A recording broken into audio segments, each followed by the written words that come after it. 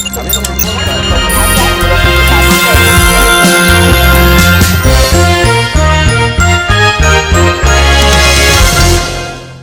છે, જેમાં બર્નાર્ડ ચુકવુ મોન્સો નામના એક નાઇજીરિયનની ધરપકડ કરવામાં આવી છે.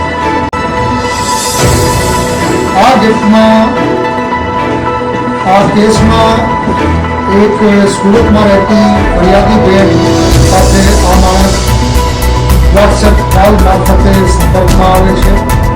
વિદેશના નંબર ઉપરથી જે લોકલ નંબર છે બેન સાથે સંપર્ક કર્યા પછી એની સાથે મિત્રતા કેળવે છે, પછી એને લગ્નના પ્રલોભન આપે છે અને પછી એવી વાર્તા કરે છે કે તમારા માટે હું ગિફ્ટ મોકલું છું